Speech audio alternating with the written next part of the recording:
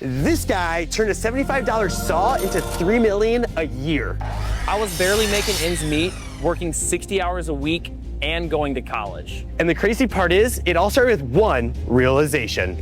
It was 4:30 in the morning, I was bawling my eyes out, and 6 weeks later, we hit $46,000 in sales. Watch him reveal the mindset shift that changed everything that morning. So I just asked myself 3 questions. His step-by-step blueprint to making your first 100 sales online. We don't run ads and we don't have any social media. So where are the sales coming from? This is the reason for a lot of our growth. And a question we all want to know the answer to, is Etsy dead? Ryan, tell us where we are at right now. So we're in the back of the shop in our wood storage area. And how much wood is in here? Raw lumber just straight from the sawmill. We have about 30,000 board foot, probably about 100K, maybe 120K worth of wood, something like that. Before we get into your incredible story, can you tell us more about Drapela Works here? Drapela Works, we make small, shippable, customizable wood products. Think of us as a hobby woodshop garage, just on a commercial scale. And we make just your basic cutting boards, your charcuterie boards, wooden docking stations, and piggy banks, which is the #1 product and my favorite product to make. So how many employees are we working with here as well? So we have about 25 full-time employees and about 13 on the shop floor. The rest is shipping, graphic design, stuff like that. You mentioned piggy banks. Can we go make one? Yeah, so we just need to grab some raw lumber and head on over to the planer. Let's go grab some. All right. All right, I got the muffs on. Show us how it's done. All right, let's do it. This board probably weighs, what, 70 pounds, something like that? Yeah. And so you bring it over here, pop it on. So the cool thing about this saw, it is a industrial version of a normal miter saw that most people have in their garage. So this saw actually has a 2-foot wide blade inside of it that's gonna come from the bottom and cut the wood. Really cool. This piece of equipment right here cost about 20 grand. 20 grand. Yeah.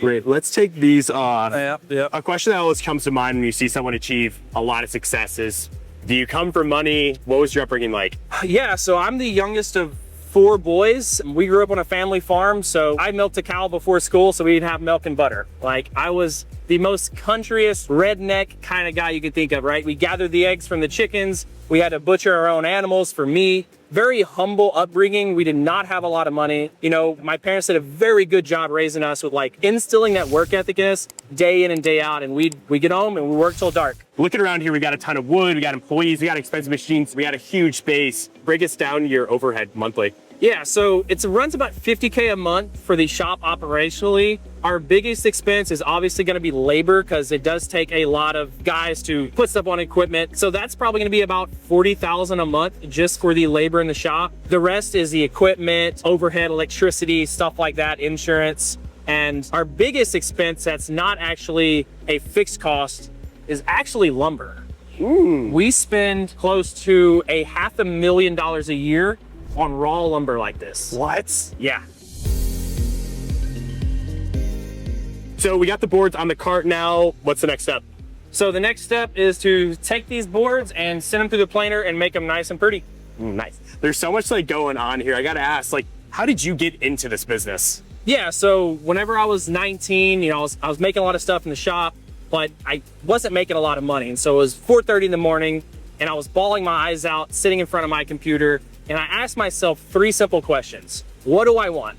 And at the time, I wanted to make $1 million so I can buy my family a ranch. 19-year-old dream, right? The next thing was, well, how am I gonna get there? What am I have to do different? And I did quick math and I was like, well, me by myself, I have to make $3,000 an hour. That wasn't gonna work, right? And so the last thing I asked, well, what the heck am I gonna make? And me not knowing much at the time, I was like, well, I'm gonna make small shippable products. And now we're here. So we just take the board here. I'll even let you do it. You let me do this? You just take it and just push it in. Oh gosh. If he's a natural. Look at that. You're natural.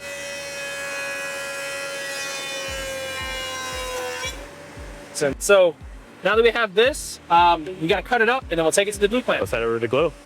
I want to go back to your first product. Yep. Talk to us about that first product. What was everyone's reaction when you told them what you were gonna do? So whenever I came up with that docking station, right, once again, it was an hour. It was 4:30 in the morning I came up with it. My parents woke up the next morning and I was like, this is the next big thing. And they're like, good job, son, you know, proud of you. I showed all my family and they're like, well, that's stupid. What was the reaction then when you did $46,000 in 6 weeks? It was, I told you so. I knew it. I told you. You weren't sitting at the computer crying. I was. You didn't have that flash of inspiration. But even then, they were still like, there's no way. That was just a hunch. And they didn't know if it would work or not. My brothers, obviously, they're very hard on me, so they thought it was the stupidest idea ever. So it was a lot of, I told you so to my brothers, but a lot of pride knowing that, like, yes, I'm doing the right thing. That intuition is right. So it was a good feeling. We've got the wood, we've got the glue. Now what? Well, you just put them together. So we go like this, put down right here, That is so satisfying to look at. put a whole bunch of glue on the board. What was success like so early on? Like, talk to us about how you fulfilled it, problems. Talk to us about that. You know, it caught me off guard, but just like I'm doing now, you know what I did? I put my head down and I worked and I figured it out. And we worked all night. We didn't know how to ship, didn't know how to personalize it, because each one of these were also personalized. So the thing only sold for 40 bucks. So we sold over 1,200 of them almost in a 6-week span, going from 0 to shipping out 1,200 of them. It was crazy, but we just figured it out. Like, there's no secret sauce there. How did I actually feel? I felt exhausted after that, you know? And yeah, we just figured it out. You were doing all of this in college, which is just mind-blowing. So we got the glue on here, we've got it all there. What do we need to do next? So the next thing we need to do is clamp it all together and bond that glue before it dries. All right.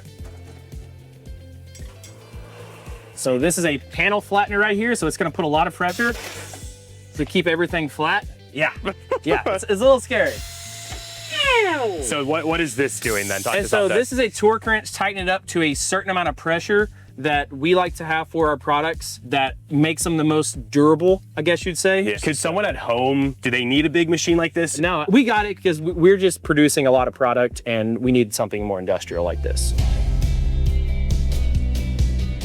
So after the glue machine, we plane down the boards again to make them smooth, and then we stick them on the CNC, and this machine is about to cut out our piggy bank. How much does a machine like this cost? It's 20 feet wide and it cost $300,000. I call it my Lamborghini. Yeah, yeah. So I got this whenever I was 24 years old, decided to buy it. And, you know, for a 24-year-old, I had the decision to make, you know, do I get a really, really top of the line machine like this for 300 grand? Or do I go buy like an Aventador or a Huracan, some kind of Lamborghini, right? Because one is way cooler than the other. But I decided to go with the one that makes me money and not the one that takes money. Can you walk us through your revenue numbers year over year? Yeah, so the very first year when it was just my hobby, I only did like $9,000, $10,000. When I designed that product, we did $50,000 that year.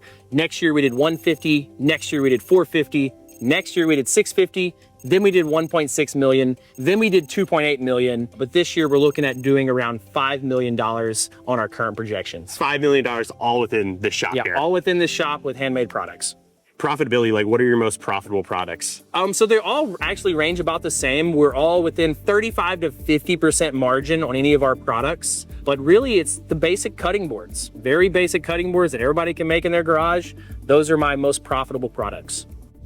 Entrepreneurs, we face a lot of different challenges. Talk to us about some of the biggest challenges you have faced over the year. Yeah, so whenever that docking station that I initially made, it kind of died out for about 3 years. I was looking at falling revenue, and I stuck to my guns and I said, nope, I'm gonna focus on the next product. So I only did that product for 3 years straight. So I picked another product, which was actually the piggy bank, and that's the only one that I focused on after that. So that was like a key struggle point for me because I didn't know about product life cycles. I didn't know how long stuff lasted, and I still had that woodworker in me that wanted to make tables and chairs again, but I held off and designed the piggy bank. Why the piggy bank? Right now, my customer base for the docking station was women buying for men. And so I was like, okay, well, what do women have more of? They only have one husband, but they have multiple kids. And so I was actually at my grandma's house and I noticed she had this piggy bank sitting up there and it was my dad's. And he's like, yeah, I had that when I was a kid. And so I came out with those, targeting kids, so women buying for children and grandparents buying for grandkids.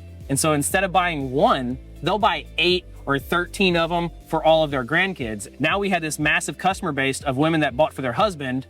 Now those same women are now buying for all their children. And so it really went hand in hand. And then what was that revenue growth like? It was starting to decline. You introduced the piggy banks. Talk to us about that. This was in the year, right? But that was that jump from $650,000 in revenue to 1.6 million. So our first calendar year on Etsy with those piggy banks, just the piggy bank alone, just on Etsy, we did 1.5 million. I don't know about you, but without my morning cup of coffee, I always feel off. But when you're running a business, it's not just you who suffers. You need your coffee to work as hard as you do. You need Trade. Trade gives you access to the #1 specialty coffee marketplace in the US. With a curated coffee selection that ships fresh roasted beans right to your doorstep from some of the best roasters in the country. With over 450 roasts, you got coffee to match your taste. Just take their taste quiz and in under a minute, they'll match the perfect brew for you. Don't love the first bag? They'll replace it free until you do. And the best part, it's priced like the grocery store coffee, but it tastes a whole lot better. Like it or not, your morning coffee is a key part to your success. Right now, Trade is exclusively offering our listeners 50% off your 1-month trial at drinktrade.com/UpFlip. That's drinktrade, TRADE.com/UpFlip for 50% off your 1-month trial, drinktrade.com/UpFlip. Ryan, let's dive to our fan blitz questions. These are questions submitted from our community. You ready to dive in? Yeah, let's do it. What's the strangest thing you've ever made out of wood just for fun? Probably a wooden toilet seat. I like it. What's the worst thing about owning a business? The 95% of the time of owning the business, but the 5% is the best thing in the world. That's a great answer. Your go-to way to relax after a day of hard work?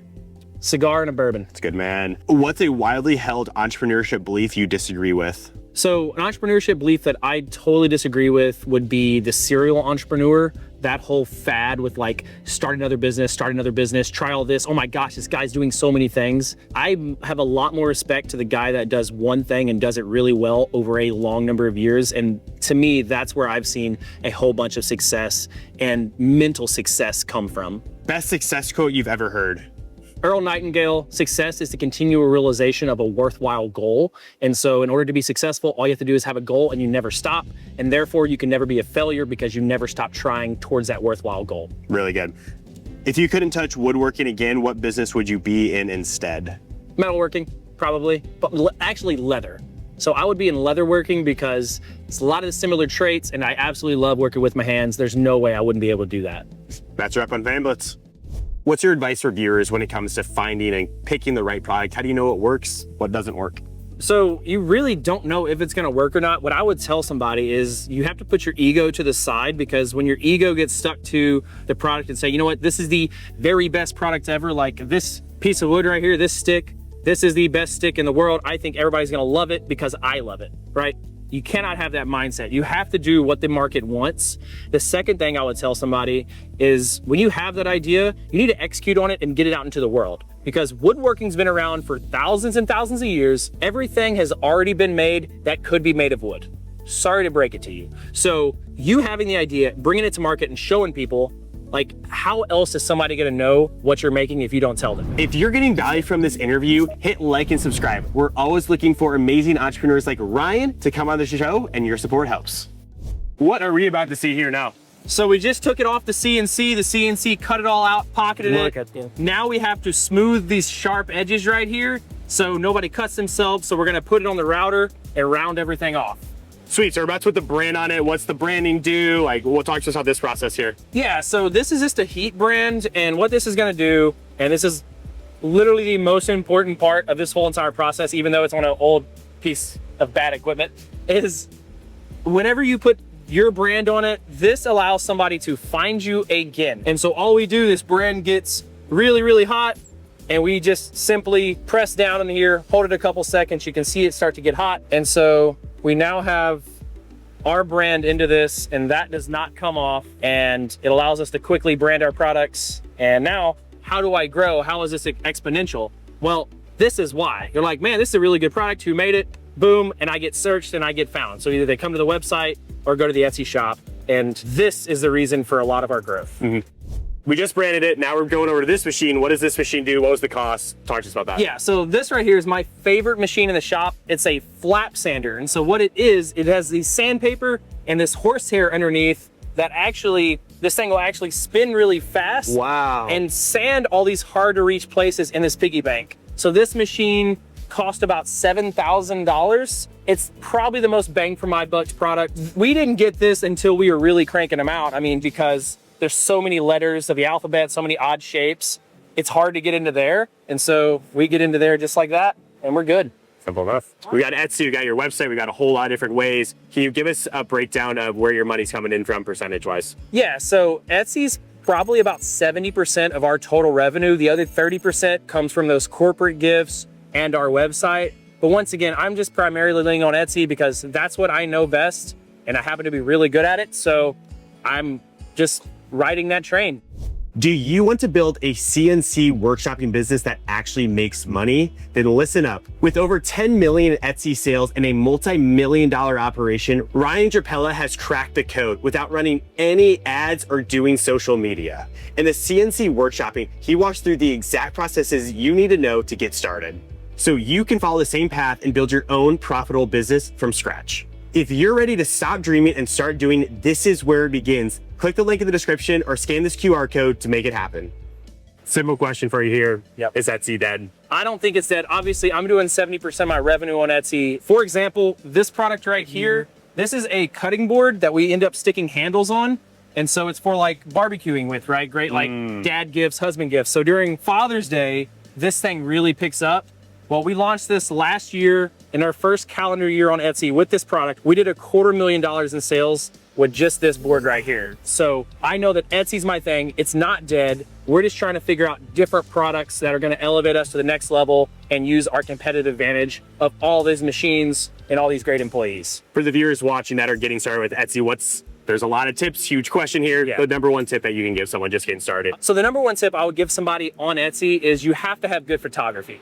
Let's say like this board right here, once again, great, but if you don't see it and if you're at a bad angle and it looks awful, nobody's gonna buy it. So you really have to show off and what is the customer looking for, right? Is it thick? What kind of angle you're coming from? If it's personalized, how are you showing that off? And so photography would be my number one point.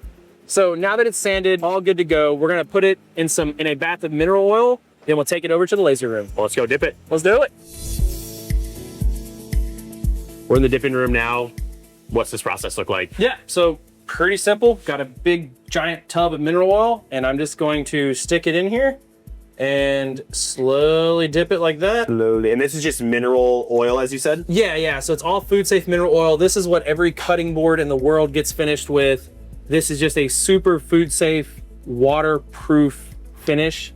And so we just hang it up here now and it's just gonna dry. I'm actually gonna hang it upside down. So this will dry overnight. And as you notice, see those little bubbles coming out? That's the mineral oil penetrating the wood to really, have a finish on there. It's gonna last for a very long time. Super easy and food safe. You have a lot of products here. How do you approach pricing? Can you break down the margins on one product in particular? Yeah. So right here behind you, this is a heart tray. This is like a pretty common like woodworking product, right? Just a piece of wood carved out. We sold a lot for Valentine's Day. How we break down this, we look at material cost, we look at labor cost, and we look at machine time. So for this heart tray right here, we use about $10 in material. Then we look at machine time, which is that CNC cutting out all of this stuff, the flap sander, sanding it. And for machine time, this is gonna cost about $3 in machine time because it takes 3 to 4 minutes on the CNC machine. The next thing I look at is labor cost, and with sanding time, gluing up the panel and all that, we're around $7. So this product right here has a break-even cost of about 20 bucks. And so when we're pricing it, we'll look at, we want to try to get $40 for this product. So we're just going to try to double that. But sometimes we can't get it. And we have to go down to $34.95, which is about that 35–40% margin. When you're just starting out, you got a lot of your materials for free. How is that possible? Wood materials are kind of easy to find if you start looking. So old pallet wood, right? You go to warehouse, they're not using their pallets, so you're getting them from there. I'm also going to cabinet shops and asking, hey, do you have anything that you can't sell? So whenever you start looking, you find it and you just don't have to go pay for everything, right? Another thing that I did was old private fences, like storm would come in or they're replacing them. You go and you take apart all those boards and you start making rustic furniture with it, right? Or tables, whatever you can put your hands on. So I used free wood for a very long time before I ever bought anything. Talk to us what we're doing here. What is this machine? How much did it cost? What are we about to do here? Yeah, so we just put the acrylic on the front, which this machine cuts, because this machine is a laser engraver / laser cutter. And so what it does, it engraves all of our wood products for us. It engraves these piggy banks and actually cuts the acrylic that fits on the front. And so now we have a nice hard case on it, no sharp edges once again, and this piggy bank is really starting to come to life. So whenever an order comes in, let's say somebody orders a piggy bank for Adam, because Adam is typically 1 year old, we'll actually program in on that computer right there, Adam, and then we'll actually have this laser engrave Adam into the acrylic so you can't peel it off, no stickers or anything like that. So to show you that, I got a little gift for the UpFlip team here, where we're actually gonna engrave a U, which is, fun fact, the most unpopular letter that we sell. Guess how many piggy banks we have to sell one U? 174. Every 15,000 piggy banks, we will sell one U. No way. Yeah, 1 in 15,000. So good news is we made this one a couple years ago. It's still looking good. So if your name starts with a U, comment down below. We don't want to leave you out of this. But how much did this machine cost before we this machine cost us about $45,000 brand new. There's plenty of lasers out there that are $500, $1,000 that would do just as good of a job. But once again, we're only high production, so we needed something that we can fit up to 12 piggy banks in and just engrave them really, really fast. Getting supplies, like building relationships with those suppliers, what's the secret? How did you do it? Tell us more. Yeah, finding a good supplier is paramount. The good news is they always want your business, so it's pretty easy to maintain the business because you're paying them. What you want to try to find is a good supplier that has a good quality product shipping to you all the time. And so we finally found that red oak out of Western Tennessee from this certain sawmill doesn't shrink or anything like that and has the highest quality for our piggy banks. You know, we just treat them well, make sure you pay on time, and make sure, you know, writing thank you notes, tell them thank you, really appreciate them giving us the best pricing, and that goes a long way. So this laser is gonna come by and it's gonna engrave really fast like that. And it works just like your printer on your computer, right? And so as it's going back and forth, instead of shooting ink, it's shooting a laser beam that's actually etching into that acrylic right there. So we've been in the shop for a while now. Can we go back to where it all happened for you? Yeah. So where it all happened and where it all started was the horse barn at my parents' house in an old horse stall with that $75 miner saw. Can we go check it out? Yeah, let's go. Let's do it. We are at the original shop now, right behind this gate. Let's open up and see what we got. Yeah. So this is the original shop. As we enter in here, I mean, any feelings? I mean, how much revenue were you guys doing when you were just in this shop alone here? Yeah, so, and we actually transitioned to this shop. So this was used to be just cluttered full of stuff and had one little square. And out of this shop alone, we did over $1 million of revenue while I was in college. So the amount of tears that I shed standing over here, like in the middle of the night, I failed on so many projects, or I was here at 3 in the morning for a project that had to be completed by 6 a.m. the next day. Just all these crazy scenarios when nobody else was watching, nobody else cared. There's never a success story, right? Like just the grind, just the absolute grind in here. As we're standing here, what emotions are coming up for you? Did you ever imagine a $75 saw would lead to almost $5 million in revenue this year? Whenever I first bought this saw, like I said, it was to pay for gas money, girl money, and beverages, right? And that was the whole purpose behind it. But I knew I was born for greatness some way, shape, or form. And so like this saw represents like, this is one of the most basic woodworking tools that somebody can get. And like, I'm just a country boy. Like I'm just making stuff, right? Like just chopping. And so now that this thing has grown to what it is today, it's pretty cool that I just worked my tail off, starting with this and making stuff and bringing a good product to market, all with, you know, like going to Home Depot and buying those first tools, which then turned into this massive shop. For someone that's just getting started out on Etsy, what advice would you have to get their first 100 sales? Yeah, so it's really a 3-step process, in my opinion. The first thing is you want to start, right?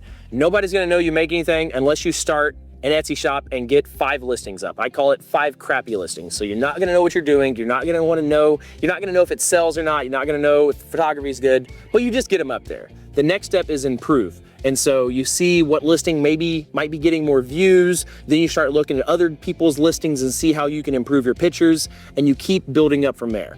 And then if you improve and you know that you put the very best foot forward and nothing is working, then you pivot, right? And maybe that's when you come out with a different product. And if I did not pivot, I'd be out of business right now. What are some of the best things entrepreneurship has allowed for?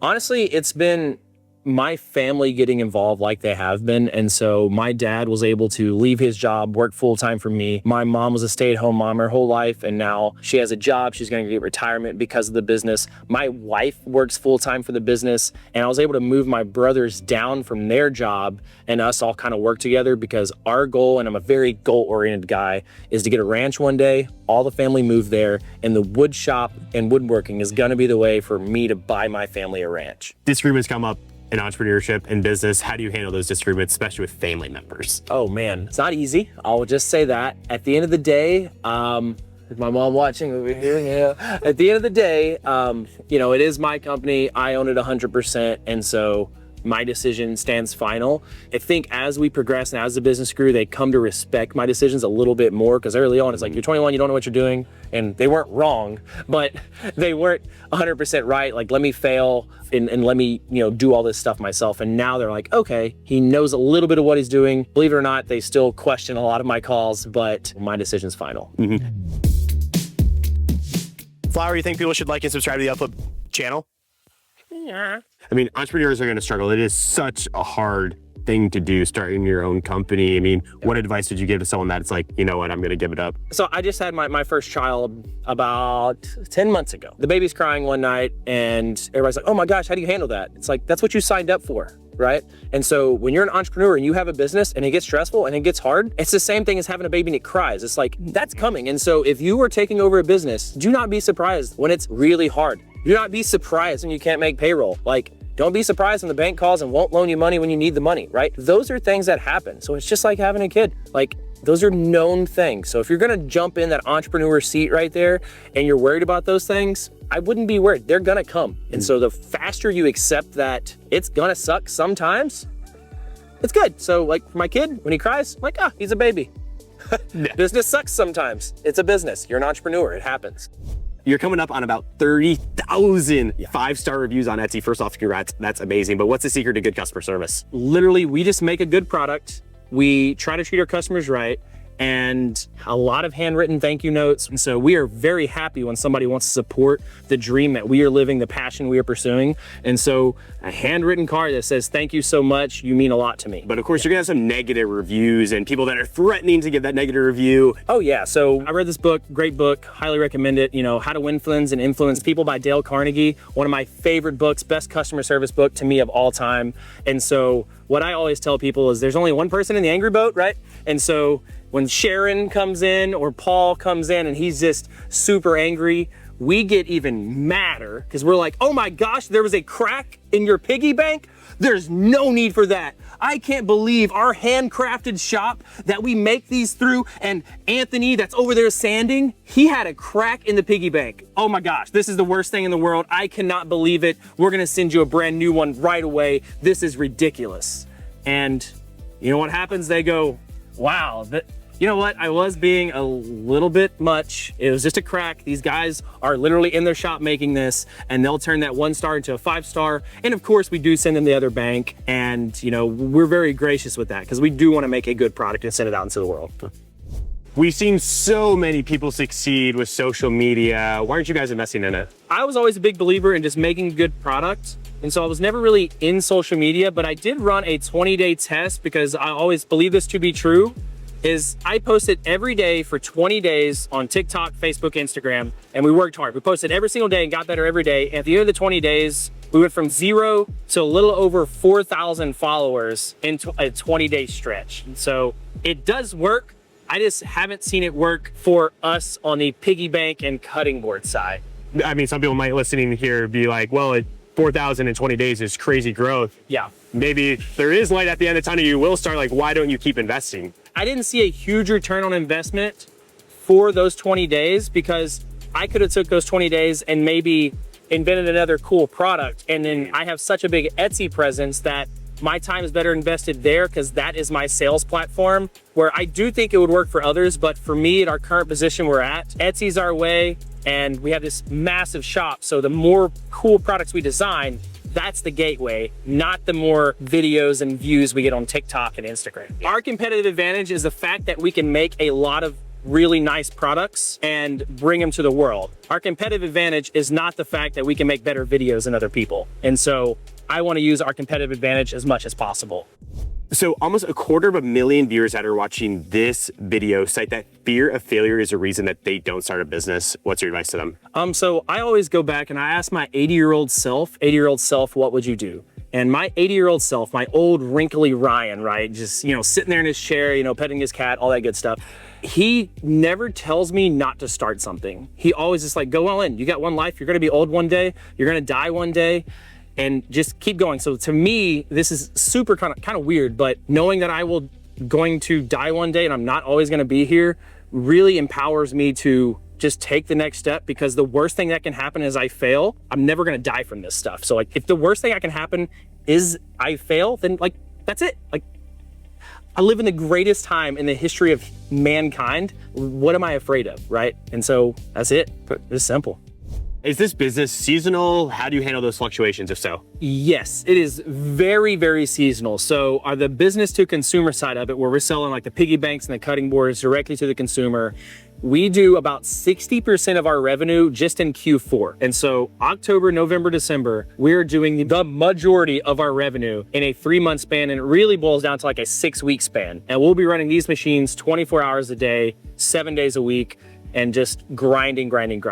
What we do to combat that, because it is so seasonal, we started offering different business-to-business gifts. So we got into the corporate gift market, real estate gifts, closing gifts, and that kind of leveled the playing field on the business as a whole. And so that helps, but it still doesn't just completely cut out that massive spike that we have in Q4. For someone that's watching today, they're tuning into this YouTube video and they're looking to get started, what advice would you give them to when they should quit their job?